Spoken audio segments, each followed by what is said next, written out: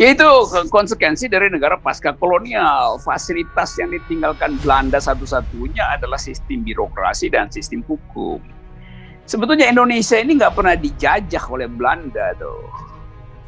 Karena kalau kita disebut negara pasca kolonial, post kolonial society, mestinya penjajah itu meninggalkan kebudayaan itu supaya ada ikatan yang berlanjut setelah dekolonisasi itu.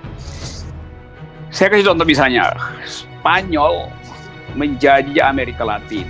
Yang ditinggalkan apa di situ? Tradisi Iberian World. Satu, Katolik, gereja Katolik dan tradisi Katolik ada di situ. Dua, bahasa Spanyol tentu di situ. Kecuali mungkin Brasil dijajah, tidak dijajah Spanyol, dijajah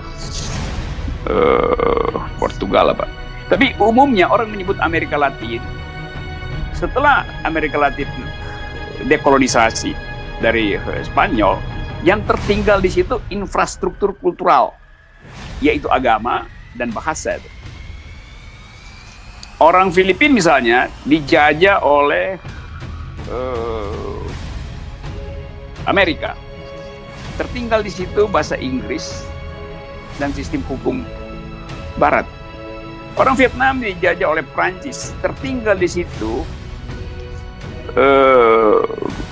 budaya Prancis, bahasa Prancis. Banyak orang Vietnam bisa berbahasa Prancis. Jadi ciri dari negara kolonial ada infrastruktur culture yang ditinggalkan sehingga terhubung terus dengan negara bekas penjajah. Nah, Indonesia misalnya dijajah Belanda ratusan tahun dan kita tidak melihat ada artefak selama 350 tahun. Apa buktinya bahwa Indonesia dijajah 350 tahun? Bahasa Belanda nggak bisa tuh.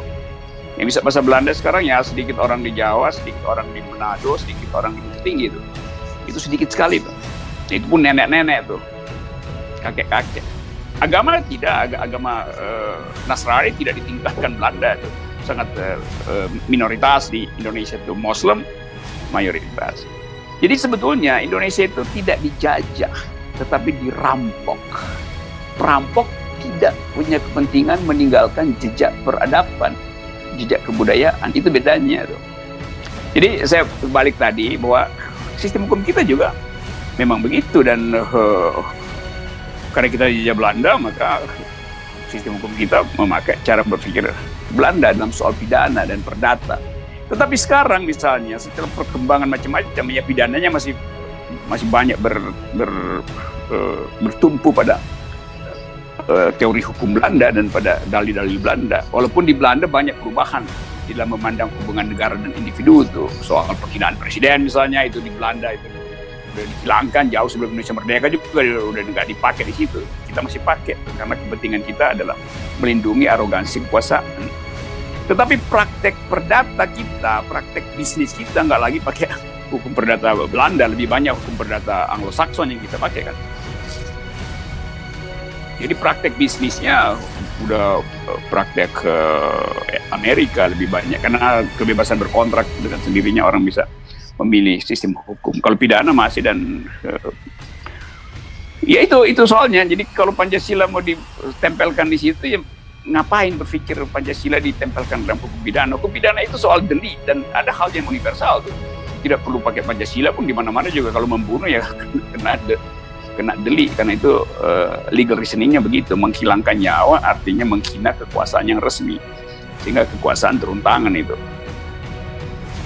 Negara yang turun tangan, bukan individu yang jadi korban yang balas dendam, karena hukum pidana mengambil alih kesalahan itu dengan keinginan memulihkan relasi publik, karena itu negara yang turun tangan, nggak boleh ada retaliasi lagi. Itu intinya ya dari Lampung.